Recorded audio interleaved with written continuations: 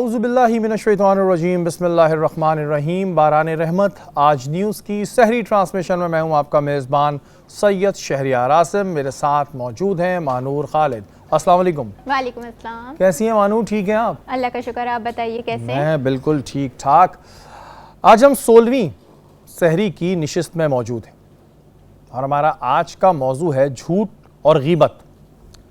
जब इंसान मुनाफ़क़त की सीढ़ियाँ चढ़ना शुरू करता है तो वो झूठ का सहारा लेता है। और गीबत के बारे में क्या कहूँ, हदीस पाक में हजूर पाक सल्लल्लाहु अलैहि वसल्लम ने फरमाया कि जिसने गीबत की उसने अपने मुर्दा भाई का गोश्त खाया। झूठ से बचो क्योंकि झूठ तुम्हें गुनाह की तरफ लेके जाता है और गुनाह जहन्नुम में ले जाने का रास्ता है।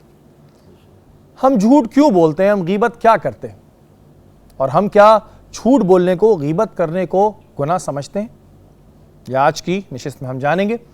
अपने मेहमानों से आपका तारुफ कराऊं। हमारे साथ मौजूद हैं शकील बेग साहब, चेयरमैन हैं CRPC के, बहुत सारी इनकी खिदमात भी हैं। अस्सलाम वालेकुम शकील भाई। जी वालेकुम अस्सलाम। कैसे हैं शकील भाई? अल्हम्दुलिल्लाह अल्हम्दुलिल्लाह बिल्कुल खैर आफियत से। हमारी दूसरी मेहमान, आपने इनको काफ़ी ड्रामों में देखा होगा, हमारे साथ मौजूद हैं आमना करीम। अस्सलाम वालेकुम आमना। वालेकुम अस्सलाम। कैसी हैं आप? ठीक हैं? अल्लाह का खैरियत से? शुक्र, ठीक ठाक। और रोज़ाना की तरह हमारी रहनुमाई फरमाने के लिए हमारे साथ मौजूद हैं मुफ्ती मोहसिन साहब। अस्सलाम वालेकुम मोहसिन भाई। ठीक ठाक हैं? खैरियत से हैं आप? और आते हैं अपने मेहमानों के जानिब। शकील भाई आपसे शुरू करेंगे। जी सर। काफ़ी अरसे से हम आपको देख रहे हैं कि आप कंज्यूमर के लिए जंग लड़ रहे हैं, हमारे साथ भी आपने काफ़ी प्रोग्राम्स किए। शकील भाई इस वक्त क्या देख रहे हैं आप? जो मामला पहले था कि अभी भी वही मामला है, उसी तरह आवाम परेशान है, उसे अशिया खुर्दनोश महंगे दामों स्पेशली रमज़ानों में मिल रही है? जी सबसे पहले तो आपका शुक्रिया। और इसमें कोई शक नहीं है कि जी जो पहले मामला थे, कहीं बेहतरी कभी बीच में थोड़ी सी नज़र आई थी लेकिन वो ख़त्म हो चुकी है। रीज़न ये है कि जैसे कि आपका आज का मौजू भी है कि जी झूठ और इस पर गिबत का है, तो बिल्कुल इसी तरह है कि झूठ बोला जाता है जब चीज़ें बेची जाती हैं। और इसमें ख़ास कर जब अगर हम देखते हैं कि चूँकि आपने काफ़ी शो भी हमारे साथ भी किए हैं, हम आपके साथ थे बल्कि, तो उसमें एक ही बात होती है कि रिटेलर पे जब जाते हैं तो एक बात करते हैं तो उसका एक ही जुमला होता है कि पीछे से महंगा है। बिल्कुल। तो हमने पिछले कुछ 4-5 साल से पीछे वालों को पहले चेक करते हैं, फिर इधर आते हैं कौन है पीछे, पीछे कौन है। तो इत्तेफाक से शाबान के महीने से हम प्रैक्टिस शुरू कर देते हैं। तो ये सीन हुआ कि पीछे अभी तक बहुत सस्ते रेट हैं, यानी कि बेइंतहा चीज़ें सस्ती हैं मंडी में। अगर मैं इसको अगर यूँ देखूँ तो ये पिछले कोई 7-8 साल से कम तरीन सस्ती सब्ज़ी और फ्रूट है इस वक्त। अच्छा। जो तरबूज आपके शहर में इस टाइम जो सेल किया जा रहा है वो तकरीबन 40 से लेके 50-60 रुपए किलो है। पोश एरिया में जाए तो और ज़्यादा महंगा है, लेकिन वहाँ पर वो 10 रुपए किलो है। और बाज़ी दफ़ा तो ऐसा भी है कि पर पीस है, 20 रुपए 30 रुपए का एक पीस के हिसाब से सेल होता है। इसी तरह अगर मैं सब्जियों की बात करूँ तो आप हैरान कौन हो जाएंगे कि कोई सब्जी भी 50-60 रुपए से किलो महंगी नहीं है वहाँ पर। तोरी इस वक्त जो कि शहर में इस टाइम 130 से 150 रुपए किलो है, वहाँ पर 40 से 50 रुपए किलो है। यानी कि अंदाज़ा करें कि 2 से 3 गुना ज़्यादा कीमतें यहाँ वसूल की जाती हैं। और झूठ ये बोला जाता है कि जनाब पीछे से हमें महंगा मिल रहा है। शकील भाई हमें बिल्कुल याद है कि जब हम लोग पहले प्रोग्राम किया करते थे तब हम यही परेशान होते थे पीछे पीछे, और हम कहते थे भाई पीछे है कौन। हम मंडी भी पहुँच जाते तो उससे पीछे कौन है, फिर हमें लगता है खेतों में जाना पड़ेगा, वहाँ कौन है। तो शकील भाई गवर्नमेंट इस पर क्या इम्प्लीमेंटेशन करा रही है? जैसे पहले असिस्टेंट कमिश्नर साहिबान रेड किया करते थे, बड़ी एक प्रैक्टिस हमें नज़र आती थी, इस वक्त वो प्रैक्टिस हो रही है? नहीं, प्रैक्टिस तो देखें रमज़ान मुबारक में तो खैर वो होती है। और बल्कि शोएब अहमद सिद्दीकी साहब के टाइम से ना एक रोस्टर बन जाता था इसका मंडी का। तो यानी कि कराची के जितने भी असिस्टेंट कमिश्नर हैं वो रोज़ाना की बुनियाद पर वहाँ जाएंगे और वो ताकि रेट्स को देखें कि कहीं खुदा न खास्ता आगे पीछे तो नहीं हो रहे। लेकिन एक दिन इत्तेफाक ऐसा भी हुआ कि हम जब गए हैं तो उस दिन वो AC साहब तशरीफ़ नहीं लाए हुए थे। तो जब हम वहाँ पर गए तो मैं अंदर जाने लगा तो मैंने देखा कि 200-250 सुजुकी पिकअप जो है ना बाहर खड़ी हैं, टमाटर से लोड खड़ी हुई थी। अच्छा। तो खैर हम अंदर चले गए। अंदर जाके जब हमने थोड़ा सा देखा तो हमें लगा कि टमाटर थोड़ा ऊपर जा रहा है। तो फिर हमने थोड़ा सा इसकी सुरसार पता की तो देखिए कितनी बड़ी माफियाज हैं, किस तरह ये गेम करती हैं। यानी कि इसको समझना भी एक बहुत बड़ी, मैं समझता हूँ, साइंस है। वो क्या था कि उन सुजुकियों को उन्होंने बाहर खड़ा कर दिया और अंदर जो टमाटर उनका आ चुका था उसकी नीलामी शुरू कर दी उन्होंने। अब वो टमाटर जो था वो तकरीबन 250 से 300 रुपए की पेटी बिक रही थी, जो कि 14 से 15 किलो की होती है। वही टमाटर जब हमने 200-250 सुजुकी को जबरदस्ती अंदर करवाया है तो रेट गिर तो वो रेट 150 से 180 रुपए पे आ गए, यानी कि टमाटर जो है 10 रुपए 8 रुपए किलो पे आ गया। हाँ। तो ये देखें कि ये किस तरीके से काम करते हैं। फिर इनको बड़ा बुरा जुमला वो मेरा लगता है कि आप हमें माफिया क्यों कहते हैं, तो भाई आप माफिया वाला रोल क्यों प्ले करते हैं। फिर इसके अंदर एक सबसे बड़ी बात है जिसको बड़ी कोशिश की गई कि उसको खत्म करें, बल्कि मौजूदा वज़ीर आज़म पाकिस्तान इमरान खान तो हर वक्त एक ही बात करते हैं कि जी वो जो मिडल मैन, ये मिडल मैन पाकिस्तान को खा गया। हर जगह इसने तबाही मचाई हुई है। इस वक्त आप मंडी में भी चले जाएं, जो आड़ती या मिडल मैन है, आप उसके 2 रुपए 5 रुपए को जब 1 किलो पे लगाते हैं तो वो डेफिनेटली कीमतें बढ़ जाती हैं। अब वही चीज़ जो नीलामी पे होती है वो मिडल मैन क्या करता है, वो नीलामी से खरीद खुद लेता है। अब खरीदने के बाद वो रिटेल की सतह पे देता है। अच्छा, कुछ रिटेलर जो है जिसका माल ज्यादा बिकता है वो खुद नीलामी में चला जाता है, लेकिन क्या करते हैं ज्यादातर मिडल मैन वहां खड़े हो गए और वही क्या करते हैं, वो कीमतों को ऊपर बढ़ाते हैं। अच्छा, इन मिडल मैन के पीछे इन्वेस्टर छुपा हुआ होता है जो किसी को नजर नहीं आता। ये इन्वेस्टर तो इतना बड़ा इन्वेस्टर है कि आपके जोड़िया बाजार के कंटेनर खरीद रहे होते हैं। कंटेनर कहाँ है किसी को नहीं पता, कंटेनर किससे खरीदे ये नहीं पता, कंटेनर बिक भी गया। अच्छा शकील भाई, हर दफ़ा हम ये देखते हैं कि किसी ना किसी एक चीज़ पे बड़ा होता है। कभी टमाटर आसमान पे पहुंच जाते हैं। अभी इस वक्त मैं सिचुएशन देख रहा हूँ कि जी मुर्गी बहुत महंगी हुई है, अनमोल हो गई है। तो इस पे आप लोगों ने वर्किंग की तो वाकई में मुर्गी का वो हो गया बहरान आ गया, मिलना भी कम हो गई है हर जगह पे। ऐसा है। असल में देखें, इसमें कोई शक नहीं है, मुर्गी के साथ हुआ ये कि जब फर्स्ट फेज चला था इसका कोरोना का, तो उस वक्त चूजा जो था इन्होंने मार दिया और लाखों की तादाद में मारे इन्होंने चूजे, यानी कि क्योंकि उसकी वजह ये थी कि उसके कोई परचेज नहीं कर रहा था। और उस वक्त हम सिंध गवर्नमेंट से मिन्नतें करते रहे कि आप इनको सब्सिडी दें, कुछ दें या फौरी तौर पे कुछ करें, ये चूजा मार रहे हैं, ये ज्यादती कर रहे हैं, ये बाद में बड़ी प्रॉब्लम क्रिएट होगी। अब वो क्या है कि मुर्गी बन नहीं रही, एक बात। दूसरी बात ये है कि शहरियार इसमें जो सबसे ज़्यादा प्रॉब्लम आ गया वो ये आ गया है कि मुर्गी की चीज़ें इतनी ज़्यादा बनने लग गई हैं, यानी कि अगर कोई शेफ़ किसी एक को अगर एक मुर्गी दे दे ना, उस शेफ़ उस मुर्गी में से कोई तकरीबन 40-50 चीज़ें आपको बना। इस चीज़ को भी हम डिस्कस करेंगे कि मुर्गी से बहुत सारी डिशेस बनने लगी हैं, लेकिन करें क्या कि बीफ भी इतना महंगा है और अगर मटन पे जाए तो बहुत ही महंगा है। तो फिर बंदा खरीदे तो खरीदेगा या वक्त हुआ एक ब्रेक के बता दो।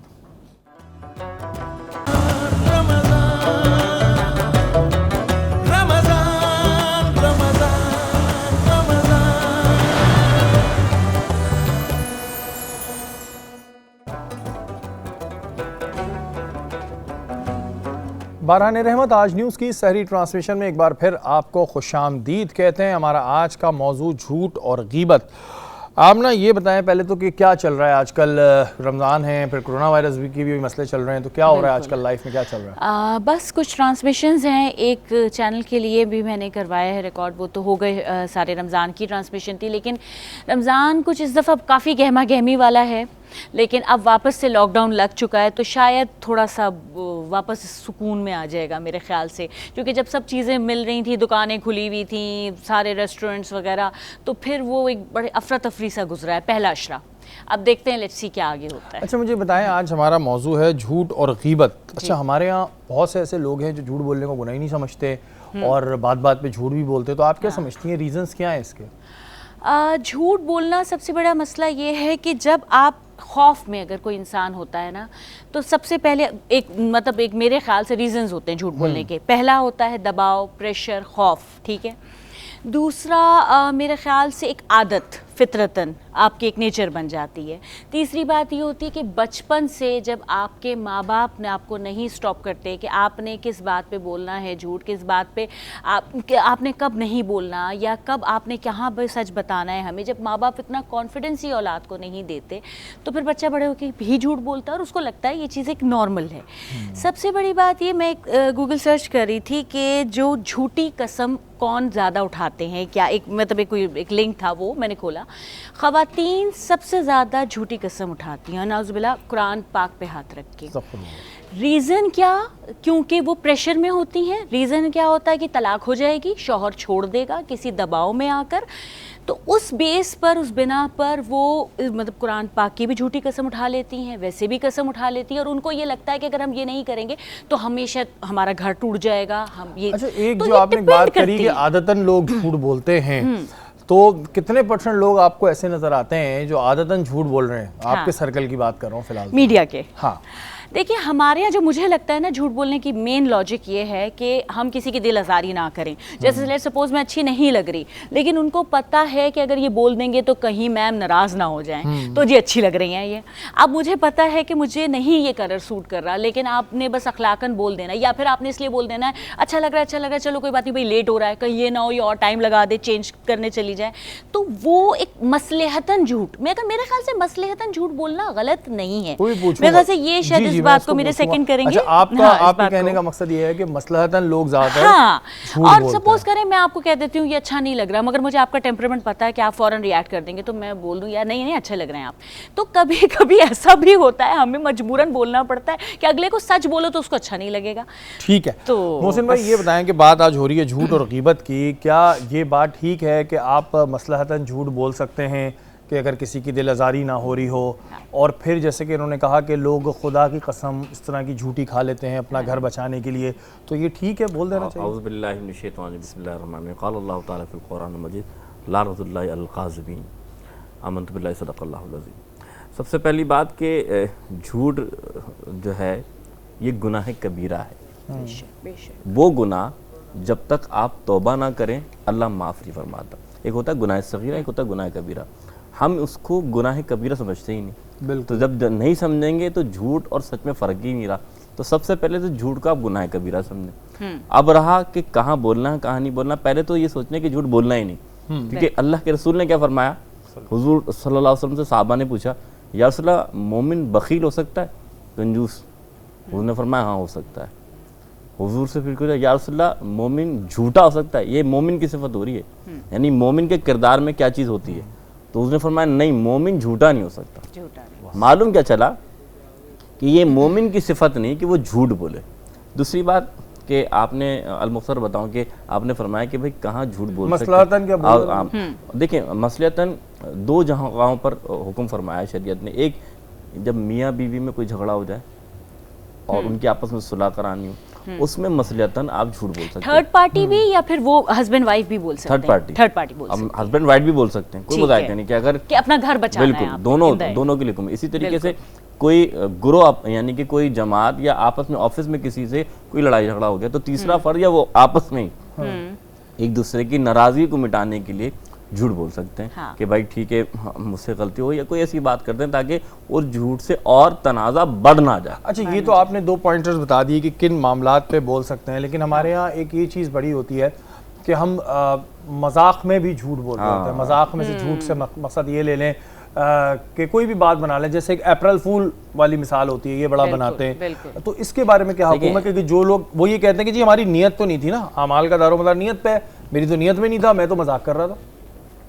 ऐसा नहीं, नीयत तो ठीक है, लेकिन आप जुबान से जो बात कर रहे हैं, हुजूर ने फरमाया, आप मैं पहले भी बता चुका हूँ, मोमिन मुनाफिक है वो शख्स जिसमें तीन चीज़ें पाई जाती है। सबसे पहली अलामत क्या है कि जब बात करेगा झूठ बोलेगा। हालांकि वो नीयत में हो या ना हो, लेकिन जब भी इसकी गुफ्तगू होगी मजाक में हो या सीरियस हो, वो झूठ ही बोलेगा। एक हदीस में आपके सामने तो हुजूर सल्लल्लाहु अलैहि वसल्लम एक जगह से गुजरे थे, एक औरत ने एक बच्चे को बुलाया, हुजूर ने देखा और उसने उसको बुलाकर जिस तरह बुलाया कि कोई चीज़ देना चाह रही है, तो वो बच्चा फ़ौरन भाग कर आया, तो उसने फिर वो खजूर अता कर दी। तो उसने फरमाया अगर तुम इसको खजूर नहीं देती तो तुमने इस नियत से इसको बुलाया था और ये इस नियत से आया कि मुझे कुछ देंगी, तो फिर ये झूठ शुमार हो जाता। मुराद है हम बच्चों से वादा करते हैं कि कल मैं तुम्हें ये चीज़ ला दूंगा, या हम मजाक में कहते हैं कि भाई ये काम हो जाएगा, यार मैंने तुमसे मजाक किया था।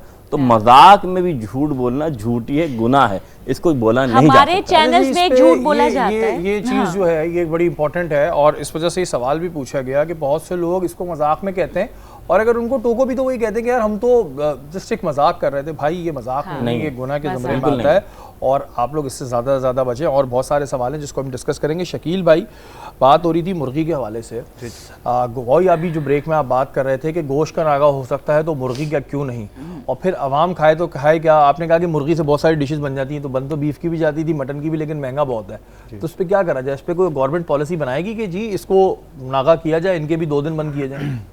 देखिए, अगर गवर्नमेंट पॉलिसी हर उस चीज़ की बनाती है कि जिसकी ज़रूरत पड़ जाती है, तो अब डेफिनेटली सी बात है कि कभी हमने सोचा था कि बाज़ार इस तरह बंद कर दिए जाएंगे, टाइमिंग हो जाएगी, तो सब कुछ हो रहा है।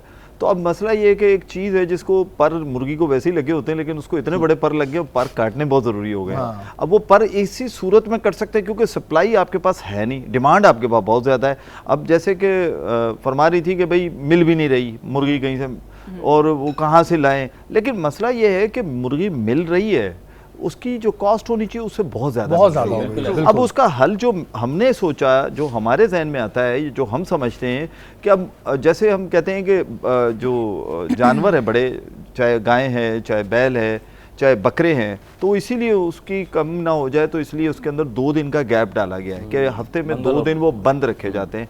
तो अगर बकरे का गोश्त, गाय का गोश्त, भैंस का गोश्त अगर हफ्ते में 2 दिन बंद कर रख सकते हैं, तो मैं आज आपके इस प्रोग्राम से, गवर्नमेंट ऑफ सिंध से ये अपील करूंगा कि आप मुर्गी को भी 2 दिन बंद करें।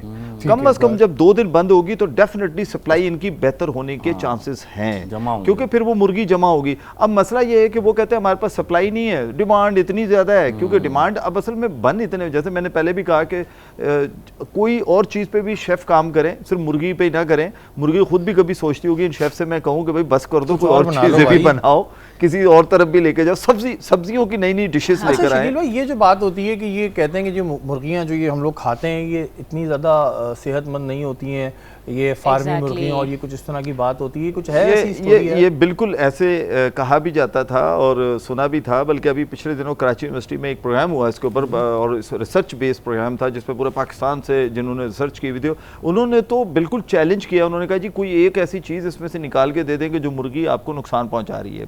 डिफरेंट क्वेश्चंस किए हमने। हाँ, इसमें 2 चीज़ें हो सकती हैं। देखिए, एक हो रही है कंट्रोल्ड फार्मिंग, आम आदमी को नहीं पता, आम कंज्यूमर को नहीं पता।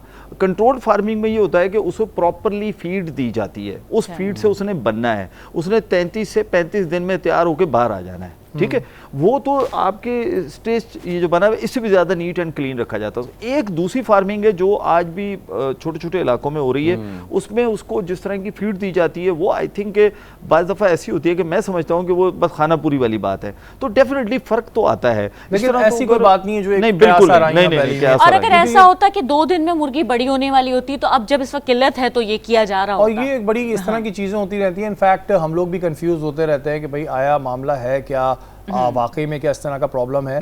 लेकिन शकील में बैठे थे तो मैंने कहा पूछ लूँ, ऐसे वो जो प्रॉब्लम सुनने में आते हैं कि मुर्गी खाएं तो ये बीमारी हो जाएगी, ये हो जाएगी, ज़्यादा खाने से हो जाएगी, ऐसा कुछ नहीं है। आमना, आपका वो होता है शॉपिंग करने का, खासतौर पर मैं ग्रोसरी आइटम की बात कर रहा हूँ, आपका होता है जाके खरीदने का कुछ बाजार में ऐसा सिलसिला? बिल्कुल होता है। और मैं आपसे एक बात शेयर करती चलूँ, आज से तकरीबन 4-5 साल पहले मैंने एक शो भी किया था एक चैनल पर, मुनाफाखोर होशियार के नाम से।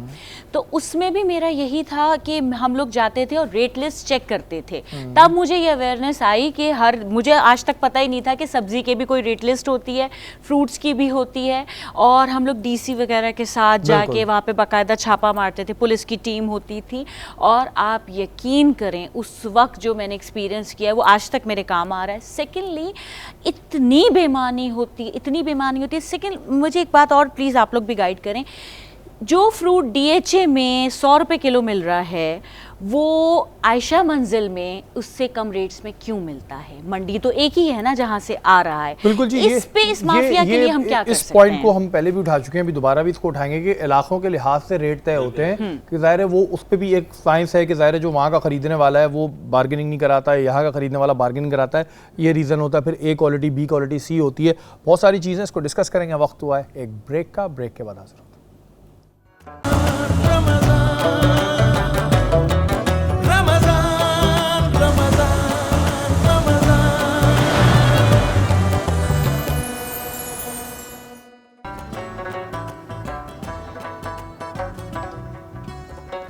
बाराने रहमत आज न्यूज़ की सारी ट्रांसलेशन में एक बार फिर आपको खुशामदीद कहते हैं। आप देख रहे हैं कि यहाँ पे मानूर ने चपली कबाब तैयार कर लिया। आज मैंने सही बोला है? बिल्कुल जी। और क्या इन्होंने खूबसूरत चपली कबाब तैयार किए, बड़ी अच्छी खुशबू आ रही। इंग्रेडिएंट्स बताएं हमारे नाजरीन को आप। जी, मैंने चपली कबाब में पहले कीमे में अच्छे से अदरक लहसुन के पेस्ट को, उसके अंदर प्याज को चॉप करके, टमाटर को चॉप करके, हरी मिर्चों को चॉप करके और धनिया को थोड़ा सा, ज़्यादा नहीं क्योंकि धनिया पानी छोड़ देता है, इसको हमने मिक्स करके अच्छे से चॉप कर लिया। पहले मैं कीमे को ऑलरेडी चॉप कर चुकी थी क्योंकि कीमा जितना बारीक होगा उतना ही आपका चपली कबाब अच्छा बनेगा, वरना वो टूट जाते हैं। ज़्यादातर लोगों की ये शिकायत होती है। फिर उसके अंदर मैंने चपली कबाब मसाला मिक्स किया है, हस्बे जायका उसमें आप नमक यूज़ कर सकते हैं, हस्बे ज़ायका आप उसके अंदर लाल कुटी मिर्च यूज़ कर सकते हैं अपने मुताबिक। उसके अलावा आप इसमें ज़ीरा, साबित ज़ीरा ऐड कीजिए, साबित धनिया ऐड कीजिए। अच्छा, धनिया और ज़ीरे को थोड़ा पीस के यानी हाथ में मसल के इसमें यूज़ किएगा ताकि उसका एक टेस्ट आ सके, वो बारीक बारीक मुँह में ना चबे, ठीक है। इसके अलावा फिर हमने इसमें मिक्स करके थोड़ा सा अगर आप इसको रंग देना चाहें तो दे भी सकते हैं, हल्दी डाल के नहीं देना चाहें तो नहीं भी दे सकते हैं। उसको अच्छे से मिक्स कर लेंगे और उसके बाद उसको फ्राई कर लेंगे कबाब बना के उसके। क्या बात है जी। और ड्रिंक कौन सी बना रही हैं आप ये? आज मैं चॉकलेट शेक बना रही हूँ। चॉकलेट शेक कभी बनाती हैं, कोल्ड कॉफ़ी कभी बनाती हैं, चॉकलेट शेक किस तरह बन रहा है जी चॉकलेट शेक? जी, सबसे पहले चॉकलेट को मैंने बीट कर लिया अच्छे से, उसके अंदर थोड़ा सा चॉकलेट सिरम डाला। 2 चॉकलेट के बार आप ले सकते हैं। अगर 2 चॉकलेट के आप बार लेंगे तो वो अराउंड 8 ग्लासेस को कवर करेगा। जैसे मुझे 4 ग्लासेस इसमें कवर करने थे तो मैंने एक 300 ग्राम वाली चॉकलेट इसमें यूज़ की है। उसमें अच्छे से उसको मिक्स करके उसके अंदर शुगर सिरप ऐड करके बीट करेंगे। फिर उसको हम ब्लेंडर में डाल के उसमें हम कंडेंस मिल्क डालेंगे और दूध डाल के उसको ब्लेंड कर लेंगे। जैसे कि अभी मैं इसमें ब्लेंडिंग कर ही रही हूँ, मेरी आधी ब्लेंडिंग हुई हुई है। इसको ब्लेंड करके ऐसा करेंगे कि ऊपर इसके झाग आ सकें ताकि चॉकलेट शेक का पता चल सके। बिल्कुल जी, बड़ा ज़बरदस्त चॉकलेट शेक बनाती हैं। अच्छा, बात हो रही है रेसिपी के हवाले से, झूठ गीबत पे बात हो रही है। आप बोलती हैं झूठ कोई आपसे आपकी रेसिपी पूछे आप बिल्कुल ही अलग बता देती हूँ, ऐसा नहीं, किया मैं कभी? बिल्कुल सच बताती हूँ, आप ट्राई करके देखिएगा। कोई भी भाई रेसिपी आपको इनसे पूछनी हो तो बिल्कुल इनसे पूछें और देखें झूठ बोलने का गुनाह भी हमने आपको बता दिया, झूठ ना बोलिएगा। बात हो रही है झूठ और गीबत के हवाले से, बहुत सारे हमारे पास सवाल हैं। मोहसिन भाई, एक चीज़ ये होती है कि गीबत करने का तो हमें गुनाह पता है कि अपने मुर्दा भाई का गोश्त खाना होता है। अगर कोई शख्स किसी की गीबत करे तो क्या उसे पहले उससे माफ़ी मांगनी चाहिए, ये मांगना ज़रूरी है, या फिर अगर वो अल्लाह पाक से माफ़ी मांगेगा तो ठीक है उसका गुनाह माफ़ हो सकता है? अच्छा देखिए, फिर वही बात आ गई शरीफ भाई, ये जो फितरती आमाल है जैसे झूठ है, गीबत है, गीबत भी गुनाह कबीरा है और ये नेचर है आपका, नहीं, तो ये मैंने इसलिए बताया फितरती आमाल में से हैं। तो ये वो अमल हैं जो इंसान बोलता है कोई नहीं, ये तो हमारी रूटीन है, इससे हमारी हॉबी कोई बात नहीं, ये तो चलता है। लेकिन हकीकत में देखा जाए तो ये बहुत बड़ा गुनाह है, बेशक। और इतना बड़ा गुनाह है, आप जो कह रहे हैं कि मुर्दा भाई गोश्त खाना, यहाँ तक आया है कि रोज़े महशर भी जब वो शख्स आएगा ना तो अल्लाह ताला वो मुर्दा भाई का गोश्त जो दुनिया में खाया था यानी गीबत के तौर पे, अल्लाह वो सामने ला देगा और फरमाएगा ये खा। हदीस में है वो शख्स कहेगा कि अल्लाह का हुक्म होगा तो नहीं खाना पड़ेगा, और वो उसको खाएगा और कराएगा। तो अब आप सोचें, अब आपने कहा कि गीबत जो करने वाला वो अल्लाह से माफ़ी मांग ले तो काफ़ी है या बंदे से माफ़ी मांगे? बिल्कुल। लेकिन ये हुकूकुल इबाद में से गीबत होती क्या, पहले तो ये समझ लीजिए। गीबत कहते हैं किसी शख्स में ऐब हो, कोई बुराई हो, या बुराई से मुराद एक शख्स रंग का काला है, हालांकि वो उसका ऐब नहीं, वो उसके फितरी अमल है कि उसका अल्लाह ने काला बनाया है, लेकिन वो उसके लोग काले करके वो काले किसी का छोटा है, कॉमन है। हाँ, तो अब ये अगर उसके पीछे आप कह रहे हैं, ये भी कह रहे हैं कि अबे भाई काले को बुला ले, हाँ, तो ये भी गीबत है, यानी उससे बुरा लगेगा ना, मैं से बता रहा हूँ। और जब तक आप उससे माफी नहीं मांगेंगे अल्लाह आपको माफ नहीं करेगा। अच्छा मोहसिन भाई, ये तो एक हमारे यहाँ बहुत ही कॉमन चीज है, किसी के बाल नहीं है तो गंजे, किसी का रंग काला तो काला, इनफैक्ट उसका ये नाम पड़ जाता है। बिल्कुल। और वो भी शायद इस चीज को एडजस्ट कर लेता है कि यार मेरा तो नाम ही यही है। इनफैक्ट कई दफा तो बहुत से लोगों को मैंने ये देखा है कि उनसे किसी का नाम पूछो, कहते हैं उसका नाम क्या था, क्योंकि उसको किसी लक़ब से पुकारा जा रहा होता है। नहीं, इसलिए फरमाया है कि देखिए मैं फिर आपसे कहूँगा, अल्लाह जमील युहिब्बुल जमाल, अल्लाह हसीन है और हसीन शे को पसंद फरमाता है। अगर किसी मोमिन को पुकारना है, किसी को बुलाना है तो अच्छे अलकाब से पुकारें ना। फिर मैं कहूँगा गीबत का मतलब ही ये कि जब बंदा सुने तो उसको बुरा लगे। और एक वो भी गीबत हुई सर कि देखिए, अगर आप किसी को नुकसान दे रहे हैं, लेट सपोज शेरी मुझे किसी जगह पे या कोई टीम है मुझे कास्ट करना चाहती है, ठीक है, एक थर्ड पर्सन आता है, वो कहता है ये शख्स तो कैपेबल है ही नहीं। आपने वही वाली बात आ गई फिजिकल अपीयरेंस पे कि भाई वो बंदा तो ओवरवेट है, वो बंदा तो काला है, वो बंदा तो ऐसा है, ये बोल के आप जब किसी की रोजी को मतलब रुकवा रहे हैं, तो सोचिए ये कितना बड़ा गुनाह है। ये उससे भी बढ़कर इसे कहते हैं और ये हमारे यहाँ बहुत होता है। अच्छा, ये गिबत तो है, ये अलग बात है, ये उससे अपर लेवल पे आप उसे कहते हैं चुगली करना। चुगली से मुराद कुछ लोग आपस में एक दोनों के दरमियान एक बंदा मुआहदा हो रहा है, कोई तीसरा शख्स आया और उसने उस शख्स के दिल में दूसरे की बुराई डाल दी। अच्छा मोहसिन भाई, लेकिन इसमें एक ऑप्शन ये भी हो सकता है कि हो सकता है वो बंदा इस वजह से ये बात कह रहा हो कि जो भी बंदा है, जैसे उन्होंने फील्ड की बात की है, वो बंदा उस रोल के लिए, उस चीज के लिए सुटेबल नहीं है। अच्छा, तो अब इस बताने में क्या नहीं, अब इसमें दो बातें हैं। हकीकतन अगर वही यहाँ पर आएगी नियत वाली बात, अगर और गिबत वो चुगली करने वाला भी अगर इस नियत से किसी का ऐब बयान कर रहा है कि वाकईतन वो शख्स आपके कारोबार के लिए या आपके चैनल के लिए नुकसानदेह साबित होगा। और इससे बेहतर बंदा मौजूद है। मिसाल के तौर पे एक नौकरी है, एक नौकरी है, एक बंदा अहल है और दूसरा ना अहल है, लेकिन ना अहल को तरजीह दी जा रही है, तो फिर तीसरा सिर्फ आगे कि नहीं भाई ये बंदा इस पोजीशन में बिल्कुल सही बात है, तो फिर उसमें हुक्म ये है कि फिर वो बंदा लाजमी, उस पर फर्ज बन जाता है कि उस ना अहल के बारे में बताए उस बंदे को जो अहल को रोक रहा है, ना अहल को लगा रहा है कि नहीं भाई ये बंदा कैपेबल नहीं, ये बंदा कैपेबल है, तो वो ग़ीबत करना जायज़ हो जाएगी। वो चुगली से नहीं मुराद कहलाएगी, बल्कि वो बंदे की हकीकत बयान कर रहा है कि ये बंदा इस काबिल नहीं। ठीक है। अच्छा, ब्रेक से पहले हमने एक बात की थी कि कुछ एरियाज़ ऐसे होते हैं जहाँ पर सपोज़ अगर केले हैं या आम है, जो भी फ्रूट इस वक्त चल रहा है, उसकी कीमत कुछ होती है और दूसरे इलाक़ों में वही चीज़ कम कीमत पे होती है। अच्छा, जो हमने तज्ज़िया किया था अपना वो ये था कि कुछ एरियाज़ ऐसे हैं कि जहाँ पर अगर आपकी मार्केट लगी हुई है तो वहाँ पे जो लोग लेने वाले आ रहे हैं वो बार्गेनिंग नहीं कराते, और जो यही वजह थी कि वो मंडी से भी महंगा ख़रीद के चले आते थे कि उनको पता था कि हमारा तो स्टॉल वहाँ लगता है, इस वजह से हम इतने का बेच देंगे। शकील भाई इसका बताएं, ऐसा ही था ये जो अगर एक डिफेंस में है तो उसके रेट अलग हैं, बहादराबाद वाले के रेट अलग हैं, तारिक रोड के अलग हैं, फिर लांडी कोरंगी मलीर के रेट अलग हैं, चीज़ तो सेम है? नहीं, बिल्कुल ऐसा है। देखें सेम चीज़ भी नहीं होती है, वो क्वालिटी तो होती है, एक लाख 20 लाख क्वालिटी में भी फ़र्क है। और दूसरी बात ये है कि देखें अगर हम अगर कंपेयर करते हैं मिसाल के औरंगी टाउन में, तो डेफिनेटली उसका किराया 10,000 रुपये। अब इसी तरीके अगर मैं थोड़ा सा और पोश एरिया में जाऊँगा तो उसका किराया 15 से 20,000 हो जाए। और अगर मैं क्लिफ्टन डिफेंस की तरफ जाऊँगा तो उधर रेंट ज़्यादा हो जाता है। इस चीज़ का भी हमने खुद भी इस चीज़ को रखा है कि नहीं, लेकिन इतना डिफरेंस नहीं होता है। बात हो रही है जो वहाँ पे भी देखें बहुत सी ऐसी मार्केट्स हैं ना जो तो इलीगली लगी हुई हैं, बार उस पर तो हम क्या डिबेट करें, लेकिन ठेलों पे जो चीज़ें मिल रही होती हैं जो वहाँ पे मैं वहीं आ रहा था, तो अब वो उसी को देखें कि वो आपको बड़ा थोड़ा रीजनेबल, लेकिन वहाँ जो खरीदार है ना असल वो उनको खराब करता है, क्योंकि उसने गाड़ी में बैठे हुए पैसे दे देने, उसने नीचे नहीं उतरना। अच्छा, वो उस बाबा के साथ या उस ठेले वाले के साथ उसके ऐसी कम्युनिकेशन होती है, गाड़ी का हॉर्न बजाएगा वो समझ जाता है इसने क्या लेना, उसने पूरा एक पैक बनाया, उसकी गाड़ी में डाला, पैसे लिए, और हो सकता है 100-200 रुपए एक्स्ट्रा भी दे चुका होगा, तो वो भी रखा, बाबा ये तेरे ही हो गए। अब मसला ये कि जब बाबा को इतने नशे लग गए तो फिर वो क्यों छोड़ेगा चीजें, तो अब ये खराब करने में कंज्यूमर का हाथ है। वो कौन सा कंज्यूमर जो उन पोश एरियाज में बैठा है। अच्छा, उसकी वजह से जो उन इलाकों में जो छोटे लोग रह रहे होते हैं, जो बेचारे नहीं, उनके लिए बड़ा प्रॉब्लम खड़ा हो जाता है, वो नहीं खरीद पाते, क्योंकि उनको फिर होता क्या कि वो कहीं रास्ते से आ रहे हैं ट्रेवल करते हुए, तो कोशिश करते हैं कि यार छोटे किसी उसको आदत लगी हुई है, उसको आदत लग गई। अब वो उसकी आदत इतनी खराब है कि अगर आप सदर की मिसाल ले लें तो आप अगर गुरु मंदिर के पास जो 2-3 खड़े हैं, आप देखें वो लूट मार का बाजार करते हैं। हर साल उनके ऊपर हमने इतनी मर्तबा फाइन करवाए, लेकिन उनके ऊपर असर नहीं होता। लेकिन फाइन तो कवर कर लेते हैं ना, हमसे कवर करते हैं। हाँ जी। अच्छा, फिर उधर से आप इम्प्रेस मार्केट, सस्ता बाजार, इंतहाई सस्ते रेट, असलम मार्केट के पास चले जाएं, पार्किंग प्लाजा के सामने चले जाएं, वही जो चीज़ ये आपको दे रहा है मिसाल के तौर पर 100 रुपए की, वहाँ से आपको 20 रुपए की मिल रही है। अच्छा शकील भाई, मुझे एक बात बताएं कि ये बार्गेनिंग आप क्या समझते हैं कि कितनी ज़रूरी है, करानी चाहिए आवाम को, नहीं करानी चाहिए, क्या है इस बारे में? नहीं, बार्गेनिंग होनी चाहिए। पहले एक ज़माने में हम समझते थे कि ये ख़वातीन जो है ना यार ये फजूल जाकर टाइम वेस्ट करती हैं, लेकिन हम ये समझते हैं कि हम बड़े समझदार बनते थे। ऐसा कुछ नहीं है। मर्दों को लफ्ज़ में बड़ा ही बुरा सा इस्तेमाल करूंगा, चूना जो है ना भरपूर तरीके से लगता है। अच्छा। हाँ, वो होम मिनिस्ट्री जो है ना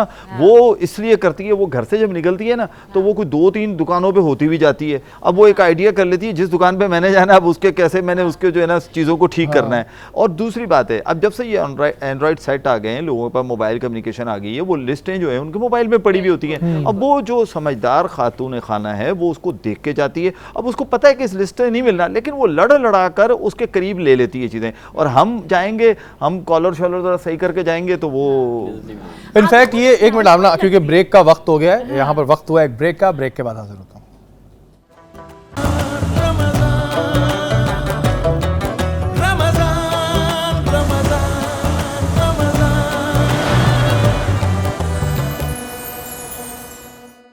जी नाज़रीन, आप देख रहे हैं कि सहरी का दस्तरखान हमारा लगा हुआ है। हमारे मेहमान जो हैं वो सहरी कर भी रहे हैं। उनसे पूछेंगे जो मानूर ने सहरी बनाई है वो इन्हें कैसी लगी। शकील भाई, कैसी लगी जो मानूर ने चबली कबाब बनाए थे, पहले तो वो बताएं कैसे लगे। मैं चबली कबाब ही खा रहा हूँ। अच्छा, कैसे? माशाल्लाह बहुत अच्छे हैं, नो डाउट, इसमें कोई शक नहीं है।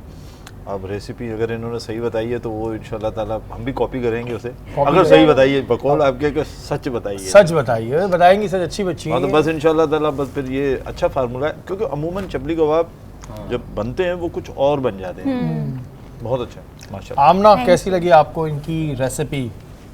बहुत अच्छी लगी, और मैं ये सोचती हूँ कि इतने कम वक्त में टीवी पर बैठकर बनाना सबसे बड़ी बात ये टीवी पे बैठ के नहीं, किचन में खड़े होकर बनाना, यार, मगर टीवी के ऊपर कोई बैठ के बना रही है। देखिए वो तो बोलते हैं ना, ये लैंग्वेज होती है, देसी जबान में कह लें। अच्छा। बट लाइक मेरा मकसद ये है कि लाइव आते हुए एक बात करते हुए इंसान 100 दफा फंबल कर जाता है, तो ये तो पकाना है, तो इसमें बहुत सारे ब्लेंडर हो सकते हैं, लेकिन नहीं है माशाल्लाह, और बहुत अच्छा, और स्पेशली चटनी बहुत हाँ, शुक्रिया। टमाटर अच्छा की। मानूर, मुझे बताओ कि चटनी वटनी जो तुमने रेसिपी बनाई है, देखो मैंने बोल तो दिया है, अब मेरी इज्जत तुम्हारे हाथ में, तुमने रेसिपी बताई है वही है, बिल्कुल जेन्युइन है। देख लो, अभी मुफ्ती साहब ने बताया झूठ बोलने का गुनाह, ये भी गुनाह है, आप रेसिपी गलत बताएं।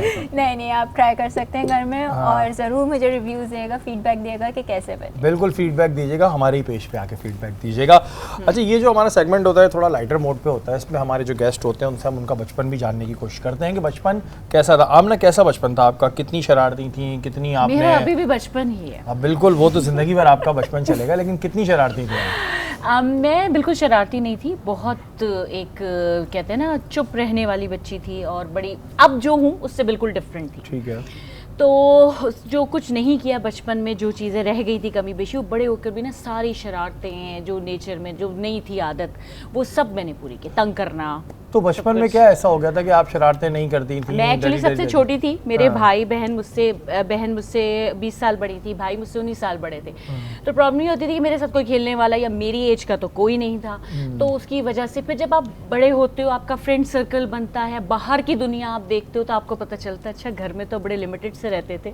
लेकिन रमज़ान का essence from the day one, मैंने 7 साल की उम्र में पहला रोज़ा रखा था, तब से अब तक मेरे लिए रमज़ान एक सेलिब्रेशन है। पता नहीं आप नहीं, सभी के लिए डेफिनेटली, तमाम मुसलमानों के लिए बिल्कुल, लेकिन लोग इबादत हमारे लिए ऑब्वियसली तो करते बहुत हैं ज़्यादा है, साथ बिल्कुल। और साथ में इस चीज़ को एंजॉय करके खुश हो के करो। ये नहीं अरे यार रोज़ा लग रहा है, अरे यार इतना लंबा रोज़ा है, अरे यार गर्मी का रोज़ा है, क्यों? मतलब आप अल्लाह के लिए क्या चंद घंटे नहीं आप दे सकते, अपने आप पेट को खाली रख सकते? डाइट आपको करनी होती है, तो आप आजकल तो 24-24 घंटे का लोग फास्ट रख लेते हैं, लेकिन रोज़ा रखते हुए इतना बर्डन क्यों हम फील करते हैं? मेरे समझ नहीं आती ये बात। तो यानी कि आपका, हम ये कह सकते हैं कि बचपन में कोई शरारतें नहीं थी? नहीं, मैं बहुत सीधी सादी थी, लेकिन ये है कि बस इतनी होती थी कि रॉन्ग कॉल्स कर देती थी, फोन में ला देती थी और फिर बात नहीं करती थी या कुछ एक दफा मैंने एक झूठ भी बोला था, वो बहुत अजीब सा झूठ था, कॉल करके। हाँ, तो ये बताने का है, ऑनियर बताने ऑनर बताने वाला है। क्या है फिर? भाई एक नंबर पे मैंने फ़ोन किया, मैंने पूछा कौन बात कर रहा है, तो खातून ने उठाया, उन्होंने कहा मिसेस साबिर। तो मैंने कहा अच्छा ठीक है, रख दिया। अगले दिन मैंने दोबारा फ़ोन किया, फिर कहती है कि कौन बात कर रहा है, उन्होंने पूछा, मैंने कहा साबिर पापा हैं, और फ़ोन रख दिया मैंने। उसके बाद क्या हुआ होगा मिस्टर साबिर के साथ मुझे नहीं पता। हाँ, तो उसके बाद भी कह रही है मैं शरारती नहीं थी, तो उसके बाद बचा क्या? शकील भाई, आपकी शरारतें क्या थी? आप थे शरारती? ऐसा हो नहीं सकता कि बचपन हो और शरारतें ना की हों। तो फिर पिटे भी बहुत होंगे अब्बू से। अब ऐसा भी नहीं हो सकता कि पिटे ना हो। अम्मा से पिटे यार, बता। ये बोलो फिर, अम्मा ऐसा भी से- नहीं हो सकता पिटे ना हो। बिल्कुल पिटे। और मैं समझता हूँ कि वो बड़ा खुश नसीब है कि जिसने माँ से मार खाई है, क्योंकि और दुनिया में तरक्की भी उसी ने की है जिसने माँ से कहीं ना कहीं थप्पड़ छप्पड़ लिए हुए। और जैसे मोहतरमा फरमा रही थी ना, तो हकीकत बात ये है कि वाकई ये बचपन में खामोश तबीयत होंगी, क्योंकि अभी इनकी अंदर खामोशी नहीं है। हाँ, सारी हसरतें ये निकाल होता दी। क्या है कि ये वो हसरतें हैं जो इन बचपन में नहीं, लेकिन हम बचपन में भी बिल्कुल इसी तरीके से शरारती थे। हमारी शरारतें बड़ी थोड़ी सी हटकर थी, जाहिर सी बात है, बाहर जाना, खेलना कूदना, बैल दबाकर उसमें कुछ ना कुछ फंसा लगा देते देना। थे और भाग जाते थे। ये शरारतें बड़ी कॉमन रही हमारी। इसके अलावा गेम होते थे बच्चों के साथ, जो सारे हमारी एज के थे, उनके साथ गेम करना, तो उसमें शरारतें कुछ थोड़ी मेरे ख्याल है ऐसी हो जाती थी कि जो बताया भी नहीं जा सकता। बहुत सी सेंसर हो जाती है ना। सेंसर। कभी हमने अगर कोई ऐसा प्रोग्राम किया जो अनसेंसर्ड हो और वो यूट्यूब पे किया तो बिल्कुल बताएंगे आपको, यहाँ पे हम नहीं बताते। आपने एक बात हो रही थी गीबत की, ये हमारे यहाँ बड़ी कॉमन बात है, गॉसिप्स करना, और ये माजरत क्या खवातीन मर्द भी करते हैं, अब तो क्या खवातीन को इल्ज़ाम ठहरना सभी कर रहे हैं। ये क्यों इतनी कि एक बात इधर से उधर लगानी है, उसकी उसको पहुँचानी है, और इसको हम नॉर्मली बिहेव करते हैं, मतलब कोई ऐसी बात नहीं है, ठीक है? ये एक्चुअली मसला ये हो गया ना शहरी, आजकल प्रॉब्लम ये है कि मैंने आपकी गुड बुक्स में आना है। अब मैं अगर इनकी बुराई नहीं करूंगी तो मैं आपकी गुड बुक्स में कैसे आऊंगी? ये जो हो गया ना, एक का पत्ता काटोगे तो हमारा पत्ता क्लियर होगा, ये एक लॉजिक बन चुकी है इस वक्त कामयाबी की। इसलिए हम ये नहीं कहते, मतलब मैं आपके पास आऊँगी कोई जॉब के लिए या किसी काम के लिए, तो मैं ये नहीं कहूँगी कि मेरी क्या कैपेबिलिटीज़ है, क्या मैं कर सकती हूँ। मैं ये बोलूँगी, आपने कहा यार वो को होस्ट मेरी वो है, वो बनती नहीं यार, वो तो बिल्कुल अच्छी नहीं है, अरे उसको क्यों रख लिया, अरे उसका तो पता है पिछले शो में इतने उसने ब्लंडर किए थे, वो तो टाइम पे आती ही नहीं थी, इतनी बुराइयाँ कर अच्छा, दूंगी ये मैं। तो चले एक शो की बात कर रही है ना, तो, वैसे मैं इन हाँ। जनरल भी बात कर रहा हूँ, घरों में ऑफिसेज में, हर जगह ये एक मगर मर्द हजरात भी करते हैं। नहीं, sorry, मैंने शुरू में मर्दों का भी बोल दिया था, इसमें बिल्कुल। कोई वो नहीं है, लेकिन क्यों हो गई, सभी की बात कर या रहा हूं मैं। असल में मेरे ख्याल से वही वाली बात आ गई, जब बेसिक बचपन में आपको कहा जाता है बेटा झूठ नहीं बोलना, या झूठ बोलेंगे तो जबान जला दी जाएगी, जो ऐसे बच्चों को डराया जाता था, डांटा जाता था, वो चीज़ें अब ख़त्म हो गई हैं। बेसिक ट्रेनिंग पेरेंट्स से ज़्यादा बच्चों को जो मेड्स होती हैं वो पाल रही हैं, वो मेड्स पाल रही हैं जो घर में हमारे, अल्लाह माफ़ी कहना नीचे किसी के लिए, लेकिन छुप के खाना खा रही होती हैं फ्रिज से निकाल के, बच्चों की वो केयर नहीं कर रही होती, लेकिन मालकिन को कह रही होती हैं कि नहीं हमने तो बच्चे को ये खाना खिला दिया। तो जो उसकी परवरिश ही कर रही है, माँ ही नहीं पाल रही उस बच्चे को, जब एक मेड पाल रही है, गवर्नेंस पाल रही है, तो आप क्या एक्सपेक्ट करते हो बच्चा फिर क्या बड़ा होगा। आज की क्या माएँ, सॉरी टू से, वो टाइम नहीं देती जो हमारी माओ ने दिया है। लेकिन देखिए अब के जो दौर है वो बड़ा फास्ट है, उसमें अब पहले आपके दौर में या हमारा भी दौर, उसमें ये था कि जो वालदा होती थी वो ज़ाहिर नहीं कमाती थी, नॉर्मली औरतें जॉब नहीं करती थी। अब तो ये है कि ज़ाहिर औरतें भी जॉब कर रही हैं, मर्द भी जॉब कर रही हैं, तभी आपका घर चल रहा है। तो फिर औरत ही बेचारी पे सब क्यों डाल देंगे जी बच्चे भी पालो, घर भी बनाओ, तो बाप का भी उतनी ड्यूटी आ गई ना। मैं यही चले आप उसको दोनों कैटेगरी में डाल दें, बड़ों पेरेंट्स पे बात कर लें, लेकिन अगर आपके घर से झूठ को रोकने का अगर बुनियाद नहीं रखी जाएगी, बच्चा नहीं ट्रेनिंग। मुझे आज भी अपने 5 साल की उम्र का वाकया क्यों याद है, क्योंकि ये हमारी बेसिक ट्रेनिंग होती है। जितना आपका जब जितना फ्रेश माइंड होता है ना, जब उसको बिल्ड किया जाता है, वो ट्रेनिंग आज तक आपको, आज की कोई बात शायद याद नहीं होगी, लेकिन अपने बचपन के किस्से याद होते हैं। क्यों? क्योंकि आपकी वो पहली मार आपको किस बात पे पड़ी थी, या आपको किस बात पे डांटा था आपके वालिद ने। तो ये चीज़ें बहुत ज़रूरी होती हैं। शकील भाई आपके समझते हैं ये जो बात इन्होंने की है कि पहले के पेरेंट्स और अब के पेरेंट्स में बहुत डिफरेंस आ गया है, लेकिन पहले का जो माहौल था, मतलब मैं फाइनेंशियली बात कर रहा हूँ, और वो इतना ज़्यादा वो नहीं था, गुजारा हो जाता था, ठीक है। अब एक बड़ी जिसे कहते हैं ना कमर्शियल लाइफ हो गई है, तो फिर पेरेंट्स किस तरह बेचारे वो करेंगे? नहीं देखिए, पेरेंट्स तो खैर बेचारे किसी सूरत भी नहीं हो सकते। अल्लाह ताला ने जब उनको पेरेंट्स बना दिया तो बेचारापन तो उनमें से निकल गया। देखिए, तरबियत बेसिकली माँ देती है, और इसमें कोई शक व शुबा नहीं है कि मैं समझता हूँ कि अगर आज मैं या आप, हम जहाँ भी जिस मकाम में, उसमें शायद उस तरबियत का भी असर है। क्योंकि होता ये है कि आज हम ना सिर्फ तालीम की तरफ ज़्यादा जोर दे रहे हैं, चाहे वो माँ या बाप, दोनों का एक ही जोर होता है उस बच्चे का। और अभी जब ये मिनिस्टर साहब ने ऐलान किया था छुट्टियों का, तो यकीन करें सबसे ज़्यादा बच्चे खुश थे कि यार ज़बरदस्त हो गया काम ये। यानी कि रीजंस क्या है कि हमने उनके ऊपर तालीम लाद दी है और तरबियत को हटा के बाहर फेंक दिया है कि बस वो डिग्रियों की तरफ जा रहे हैं। हमारे जो बचपन था ना, उसमें तरबियत का बड़ा असर था। क्यों?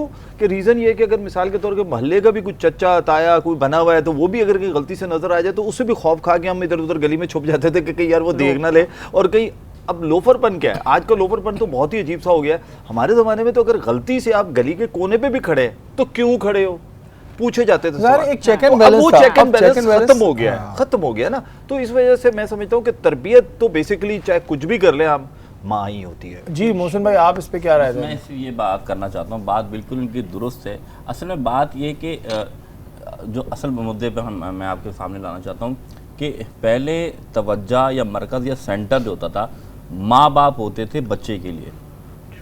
अब बच्चे की तवज्जो मरकज़ सेंटर वो या तो स्कूल का टीचर होगा, या तो ट्यूशन का टीचर होगा, या कारी साहब होंगे। इसी तरह माँ बाप की भी तवज्जो, क्योंकि वो सोच करते हैं बस हमने स्कूल में भेज दिया ना, अब तरबियत तालीम यानी सिर्फ तालीम देना काम ही नहीं है, बल्कि स्कूल के जो मुदर्रिस उनका काम तरबियत भी देना है। अब बच्चे के पास टाइम क्या मिलता है, पहले स्कूल जाता है, मदरसे पे कारी साहब मिल जाते हैं, कारी साहब ट्यूशन चले जाते हैं। वो सोच रहे हैं कि जो कुछ भी है मेरा बच्चा, ये मुझे हमने बच्चा दिया है, ये मुकम्मल पैकेज बना के दे देंगे, इसमें तरबियत भी शामिल है और तालीम भी शामिल है। लेकिन रसूल ने क्या फरमाया कि इल्म हासिल करो मिनल महदी इलल्लाह, माँ की गोद से।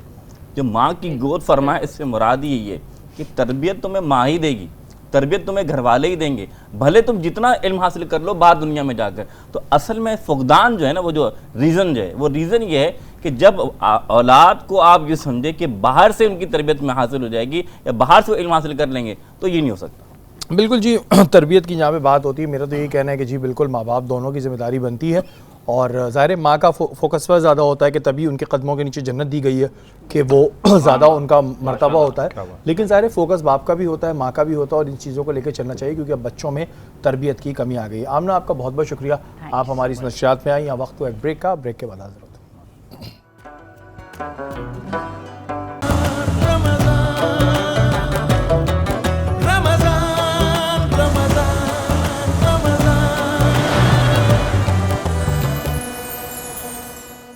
बड़ा अहम वक्त, बड़ा कीमती वक्त, ज़्यादा से ज़्यादा दुआ करें अपने लिए, हमारे लिए, ना जाने किसके मुंह से निकली हुई दुआ जो है इस वक्त कबील हो जाए। मानूर, कोई आपका सवाल है मोहसिन भाई के बिल्कुल, लिए? मेरा सवाल है मुफ्ती साहब, मैं आपसे पूछना चाहूँगी कि बुतान और गीबत में क्या फ़र्क है? बिस्मिल्लाहिर्रहमानिर्रहीम। बहतान और गिबत में वाज़ेह फ़र्क ये है कि गिबत जो होती है ना, आमतौर पर किस तरह समझ लीजिए कि एक शख्स में ऐब है और उसके पीछे आप बयान कर रहे हैं तो ये गिबत है, और एक शख्स में ऐब नहीं है लेकिन आप उस पर इल्ज़ाम लगा रहे हैं, इसको बहतान कहते हैं। और बहतान गिबत से बड़ा गुनाह है। यानी गिबत करने वाले के हुक्म आपने सुन लिया, यहाँ तक कि जो गिबत करता है हुज़ूर सल्लल्लाहु अलैहि वसल्लम फरमाते हैं उसके साथ जो है ना 3 चीज़ें सामने आती हैं। पहली बात, गिबत करने वाले की अल्लाह दुआ कबूल नहीं फरमाता। अस्तगफिरुल्लाह। यानी जो गिबत करेगा वो दुआ करता रहे, अल्लाह दुआ कबूल नहीं फरमाएगा।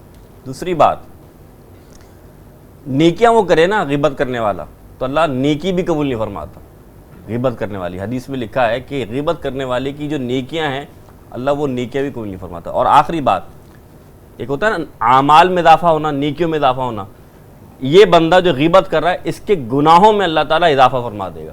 अब आप सोचें कि गिबत से इतना बड़ा गुनाह है, तो अब इस जब गिबत इतना बड़ा गुनाह तो बहतान तो उससे बड़ा गुनाह कि बंदे में ऐब बनाव पे बयान कर दिया जाए। अच्छा, ये मैं बड़ा कंफ्यूज हो जाता हूँ जब मैं इस तरह की नशिस्तों में बैठता हूँ कि हमारी दुआएं भी कबूल हो रही हैं, हम पे अल्लाह ताला मेहरबानी भी कर रहा है, बेशक। और एक बड़ी वो वाकई में ये बात हकीकत है कि मेरा रब मुझसे बहुत प्यार करता है बेशक। कि एक जगह बिल्कुल जैसा मोहसिन भाई ने बताया कि दुआएं कबूल नहीं होंगी लेकिन फिर भी हो रही हैं, तो ये रस्सी को क्या मोहसिन भाई ढील देना होता है कि देखें गिबत या झूठ बोलना ये तो एक कॉमन सी बात है।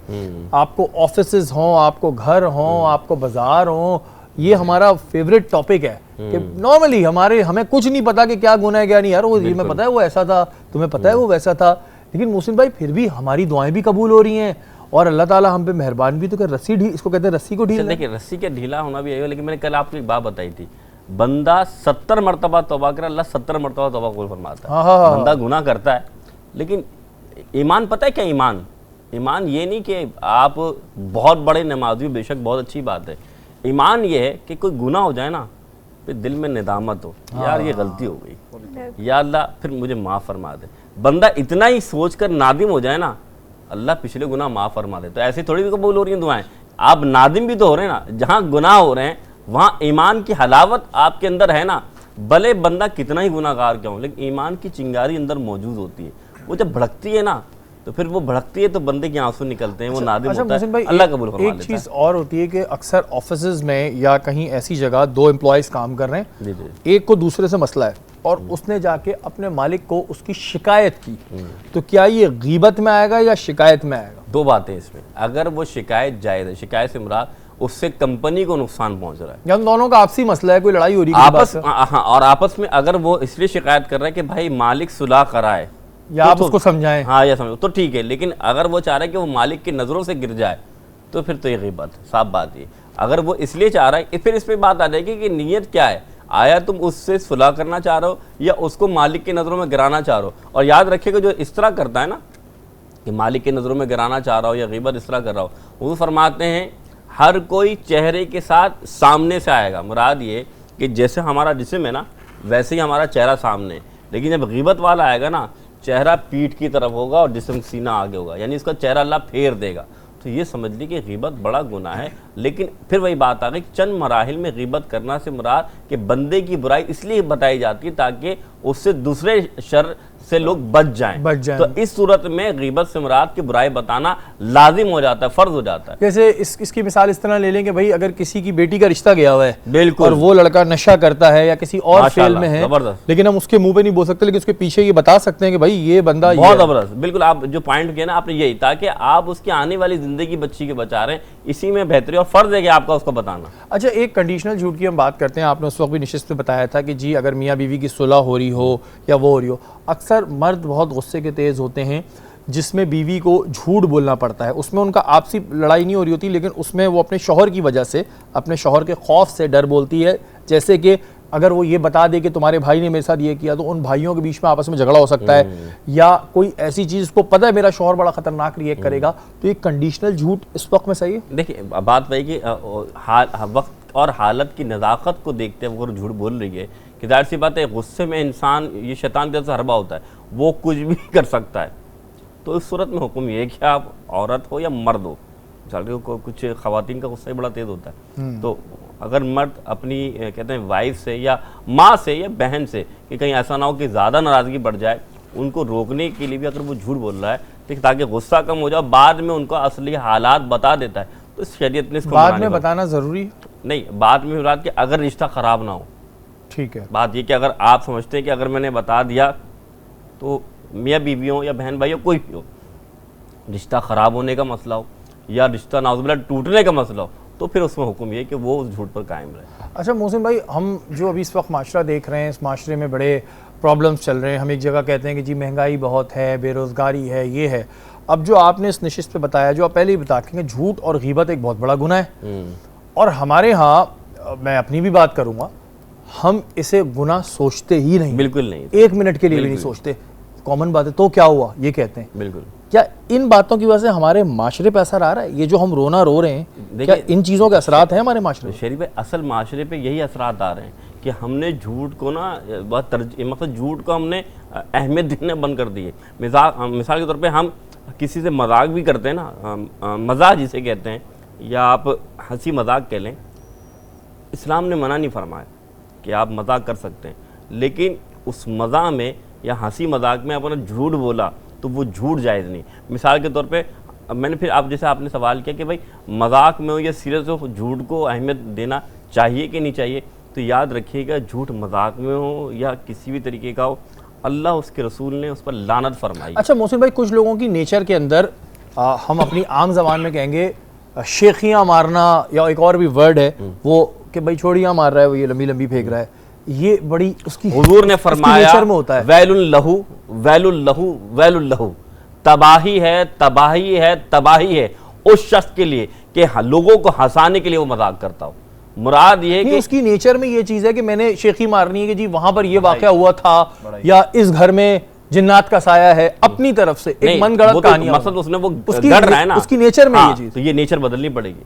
नेचर तो वो बनानी जो अल्लाह उसके रसूल ने बनाई है इंसान की, यानी कानून और फितरत वो बनानी जो अल्लाह उसका रसूल दीन दे रहा है। ये नहीं कि आप अगर ऐसा सोच रहे हैं कि मैं जो कह रहा हूँ, या ठीक है अगर नेचर में शामिल कि वो झूठ बोलता है और बड़कियाँ मारता है, तो ये तो याद रखिएगा। लेकिन आखिरी बात अगर आपकी चाहत हो, मैं ये बात करना चाहता हूँ कि मजाक करना मना नहीं है। मिसाल के तौर पर एक बूढ़ी औरत आई हुजूर के पास और आकर अर्ज़ करने लगी, इसला मेरा क्या होगा, मैं बुढ़िया जन्नत में जाऊँगी? तो हुजूर ने फरमाया कोई बूढ़ी औरत जन्नत में जाएगी। तो वो फिर रोने लगे। उसने फरमाया हर औरत जवान होकर जन्नत में जाएगी। हाँ सुभान अल्लाह। देखिए मजाक करने में कुछ नहीं है। सवाल मैंने इसलिए पूछा कि हमारे बहुत से दोस्त हैं, वो उनकी तबीयत में है ये चीज़, वो कहते हैं ना हैबिट डू नॉट चेंज, लेकिन चेंज करनी पड़ेगी, क्योंकि फिर ये चीज़ आपको गुनाह की तरफ लेके जा रही है। शकील भाई, रेट लिस्ट पे हर दफ़ा लड़ाइयाँ होती हैं, इस दफ़ा मैंने सुना है रेट लिस्ट बनी नहीं और कह दिया है कि जी 2019 की रेट लिस्ट फॉलो करें। ऐसी बात हकीकत है या ऐसी कयास आराइयाँ हैं? नहीं, कोई कयास आराइयाँ नहीं, बिल्कुल हकीकत है, क्योंकि झूठ नहीं बोल रहे हैं तो सच ही बोल रहे हैं। तो सच यही है कि ऐसा ही है, और 3 से 4 मीटिंग्स हो चुकी हैं, बट लेकिन रेट लिस्ट नहीं बनी है। सिर्फ फ्रूट की डेली बनती है और इसके अलावा वेजिटेबल्स की डेली बनती है। और चिकन की आप मुझे बताएं ना, चिकन इस वक्त अभी आप थोड़ी देर पहले बात कर रहे थे कि 450 रुपये किलो है, सरकारी रेट लिस्ट को देखें 214 रुपये है। तो शकील भाई, ये जो रेट लिस्ट बनाते हैं तो कमिश्नर साहब की अंडर सुपरविजन, कंट्रोलर जनरल वही है। तो क्या मतलब आंखें बंद करके लिस्ट बनाते हैं, उनको पता नहीं होता है कि क्या मेरा ख्याल है कि वो शायद बनाते रहो नहीं, वो ऐसा है, मेरा ख्याल है कि वो ये शायद गवर्नमेंट के कागजों में ये शो करना चाहते हैं कि जनाब की महंगाई कम है, महंगाई बड़ी कम है। लेकिन मैं ये समझता हूँ कि 18th अमेंडमेंट के बाद अगर महंगाई ज्यादा हो या कम हो, दोनों सूरतों में सूबाई हुकूमत का डोमेन है ये फेडरल गवर्नमेंट का नहीं है। तो इनको फायदा क्या हो रहा है कि वो अपने कागज तो भर रहे हैं, लेकिन इससे नुकसान हो रहा है, उल्टा नुकसान हो रहा है। इसलिए हो रहा है कि देखें इसमें रिश्वत सतानी जो है ना बढ़ गई है, क्योंकि डेफिनेटली आप मुझे बताएं जब 214 रुपए की मुर्गी नहीं है तो वो क्या करेगा, उसको बोलेंगे तुम रेट लिस्ट पे नहीं दे रहे हो। हमारे जैसे लोग भी जाके खड़े हो जाते हैं कि भाई तो क्यों नहीं दे रहा, चले गए उसके साथ। वो अब वो क्या होता है, फिर वो अंडर द टेबल जो बात होती है वो असल इस चीज ने ही खराब किया। और इसकी वजह भी यही है जो आज आपका मौजू है ना, ये झूठ और ये बेसिकली झूठ ही की बुनियादें रखी तभी जा रही माशरे हैं। में और वो आप मुझे बिगाड़। बताएं, अभी ये ड्रामे की बात हो रही है, उसकी बात हो रही है, भाई आप आपके लीडर सारे झूठ बोलते हैं। आप शाम 7 बजे से लेके 11 बजे तक के जितने शो हैं उनमें जितना झूठ बोला जाता है, लीडर सारे हमारे जो बैठे होते हैं टीवी चैनल्स के ऊपर, जिनको हम फॉलो अप कर रहे होते हैं, हमारे हम जैसे लोग उनको देखते हैं, हम उनको वोट देते हैं और हम देखते हैं कितने मजे की बात कर रहे होते हैं, जबकि वो सारी झूठ होती हैं। अब एक ही टाइम पे बैठ के, और चूंकि कई प्रोग्रामों में हम भी साथ बैठे होते हैं, जब वो थोड़ा सा वक्फा होता है तो फिर जो गुफ्तगू समझाना होता है शनीर कि जिस भाई तरह की होती है, एंकर के साथ जो बात हो रही होती है, आई मीन कि क्या मजाक है। हमने अपने माशरे को झूठा माशरा बना दिया है। और ये सिर्फ कह देना कि नहीं झूठ पे बड़ा गुनाह है, मैं कहता हूं गुनाह कबीरा है, बिल्कुल लेकिन हम समझ ही नहीं रहे इसको। और ये जो महंगाई है ना, ये भी झूठ है, ये अच्छा, भी ये फरेब देखिए है। शकील भाई ने क्या कनेक्ट किया है। मैं जो कह रहा था माशरे के असरात पड़ते हैं, वाकई में शकील भाई वो कागज में दिखाने के लिए कर देते कि मेरी वाह वाह होगी, फिर नीचे वाला बेचारा क्या करता है, वो अपना वो करता है। तो ये शुरुआत तो यहाँ झूठ यहीं से हो रही है ना, बिल्कुल हो रही तो है। शकील भाई दायरे 2019 में एक अलग मामला होगा, हाँ, बिल्कुल। 2021 में भी जमीन आसमान का फर्क आया है। तो आप लोग जब जाते हैं तो लोग आप पे चढ़ाई नहीं करते कि यार आप कंज्यूमर की तो बात करने आ गए, व्हाट अबाउट अस? हाँ देखें, यही हमने किया। 3 मीटिंग हुई, हमने उसका बाइकआउट किया कि हम ऐसी मीटिंग में नहीं आना चाहते कि जिसमें बाहर जाकर हमारे पे लोग एलिगेशन करें, क्योंकि जाहिर सी बात लोगों का राइट है हमसे बात करना कि भाई जब आप गए। अच्छा, फिर एक चीज़ मुझे नहीं समझ में आती कि आपने देखा होगा कि जब ये दुकानदारों के साथ कहीं थोड़ी सी कोई लैंड का कोई इशू हो, कुछ हो, ज़रा सा कोई खुदा ना खासा रॉबरी या कुछ भी हो जाए, तो ये पूरी दुकानें बंद कर देते हैं। इनसे ये क्यों नहीं करते कि इनकी लिस्टें नहीं बनती, ये दुकानें क्यों नहीं बंद करते? आधा दिन भी बंद कर देना, दूसरे दिन जो है ना पूरी प्राइस लिस्ट सही बन के आ जाएगी। मसला ये है कि ये खुद भी नहीं चाहते, इसलिए नहीं चाहते कि फिर वही बात झूठ का सहारा लेके ये भी अपने काम को बेहतरीन चला रहे हैं। ना लिस्ट लगी होगी, जो लगी है वही पुरानी लगी है, तो चलो जी काम तो चल रहा है ना मार्केट में। नाजायज मुनाफाखोरी को बेसिकली हमने मौका फराहम किया, गवर्नमेंट ने भी और इन लोगों ने भी। अब वो उसमें चाहे कोई भी हो। सही बात। ये जी अवाम के लिए एक बड़ा प्रॉब्लम है, लेकिन बात यह है कि हम सबको अपने अंदर से सादत को ख़त्म करना होगा। आज का हमारा मौजूद था झूठ और गीबत, और माशरे पे इसके क्या असरात पड़ रहे हैं वो आपको पता ही है कि क्या असरात पड़ रहे हैं। अपने अंदर से सादत को ख़त्म करें। वो लोग जो ये समझते हैं कि हम मजाक में कर रहे हैं, या वो लोग जो उसको गुनाह नहीं समझते, इस नशिस्त का मकसद ये था कि आपको ये बताएं कि ये एक बहुत ही बड़ा है गुनाह कबीरा है, और अल्लाह ताला हम सबको माफ़ करें। अल्लाह ताला बड़ा गफूर रहीम है जो हमें माफ़ किए जा रहे हैं। तौबा का दरवाज़ा खुला हुआ है तब तक जब तक हम जिंदा हैं, लेकिन इस आदत से बचें। शकील भाई बहुत बहुत शुक्रिया, आप हमारी नशिस्त में आए। मुझे और महानूर को इजाज़त दीजिए, हमारी नशरियात का वक्त इस वक्त ख़त्म हो गया है। कल इंशाअल्लाह ताला दोबारा मुलाकात होगी, तब तक के लिए पाकिस्तान जिंदाबाद।